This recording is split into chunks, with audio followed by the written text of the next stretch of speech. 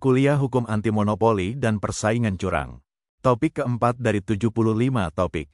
Sejarah Hukum Persaingan Usaha, bagian kedua.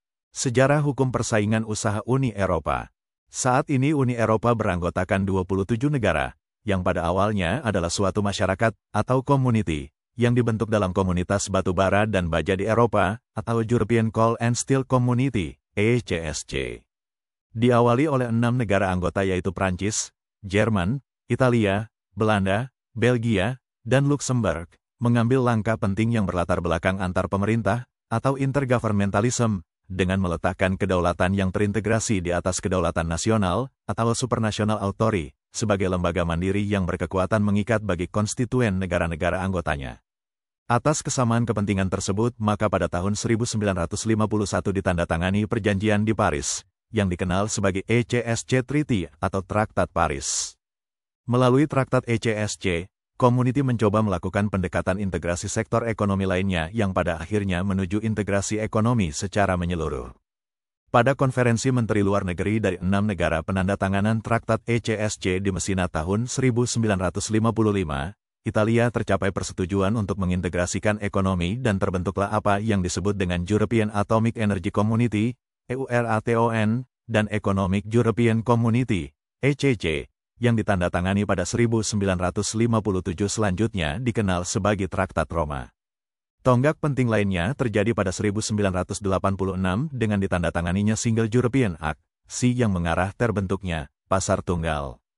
Baru pada 1992 Treaty on European Union ditandatangani di Maastricht sehingga dikenal sebagai Traktat Maastricht, dan traktat ini melahirkan sebutan European Union, atau EU.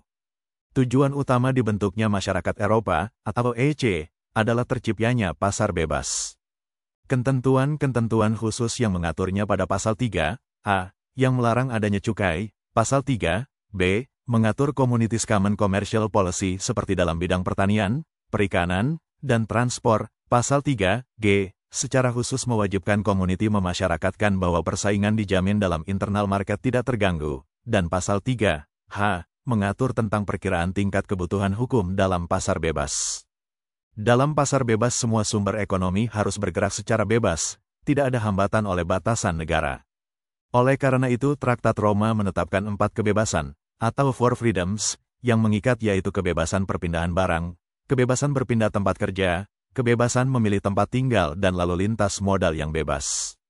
Pasar bebas mempunyai kebijakan komersial umum, relasi komersial dengan negara-negara ketiga dan kebijakan persaingan.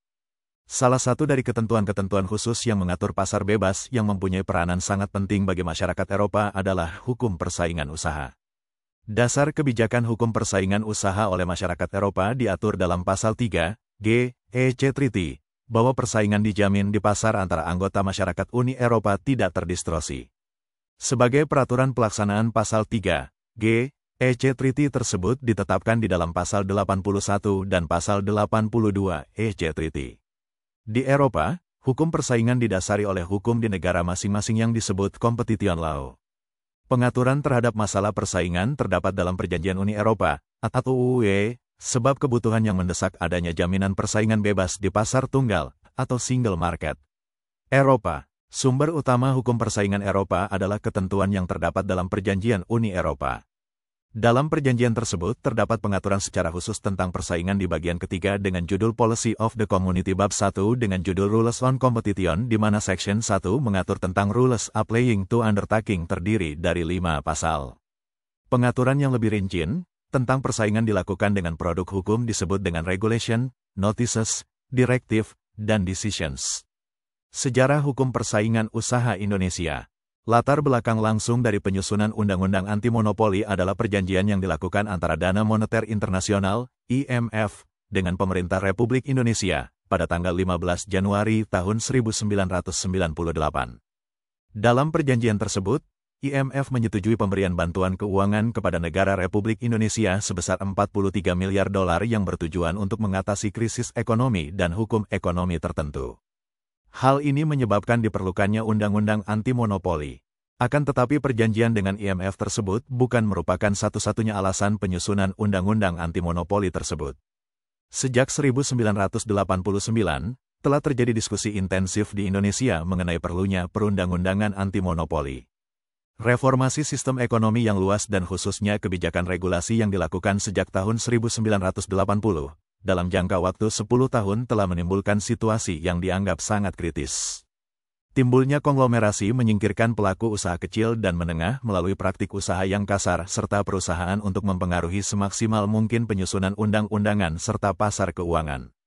Disadari bahwa ekonomi yang dikuasai negara dan perusahaan monopoli saja tidak cukup untuk membangun suatu perekonomian yang bersaing.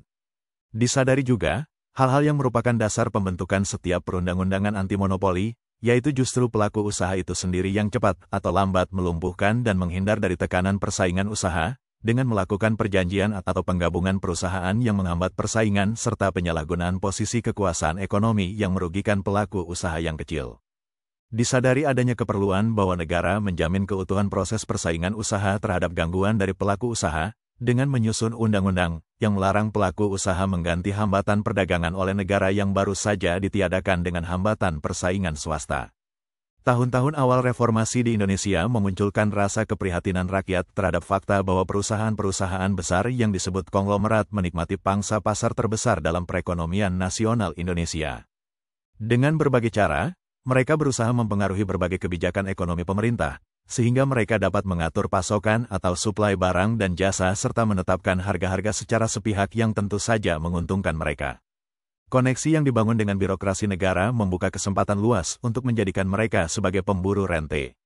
Apa yang mereka lakukan sebenarnya hanyalah mencari peluang untuk menjadi penerima rente, atau rent-seeking, dari pemerintah yang diberikan dalam bentuk lisensi, konsesi, dan hak-hak istimewa lainnya. Kegiatan pemburuan rente sebagai salah satu sumber utama penyebab inefisiensi dalam perekonomian dan berakibat pada ekonomi biaya tinggi, atau high cost ekonomi. Indonesia sendiri baru memiliki aturan hukum dalam bidang persaingan usaha, setelah atas inisiatif DPR disusun RUU Larangan Praktik Monopoli dan Persaingan Usaha Tidak Sehat. RUU tersebut akhirnya disetujui dalam sidang paripurna DPR pada tanggal 18 Februari tahun 1999. Dalam hal ini pemerintah diwakili oleh Menteri Perindustrian dan Perdagangan Rahardi Ramelan. Undang-undang tentang larangan praktik monopoli dan persaingan usaha tidak sehat ditandatangani oleh Presiden B.J. Habibie, diundangkan tanggal 5 Maret tahun 1999 serta berlaku 1 tahun setelah diundangkan.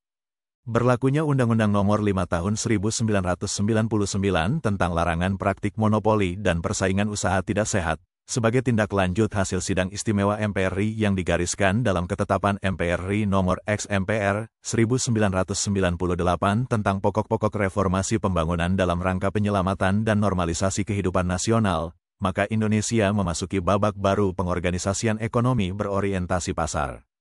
Itulah topik keempat kuliah Hukum Anti Monopoli dan Persaingan Curang untuk membantu para mahasiswa dan masyarakat umum yang ingin menambah wawasan. Ribuan video tutorial ilmu hukum, ilmu pemerintahan, ilmu komunikasi, ilmu manajemen, ilmu administrasi, dan lainnya disajikan di channel ini.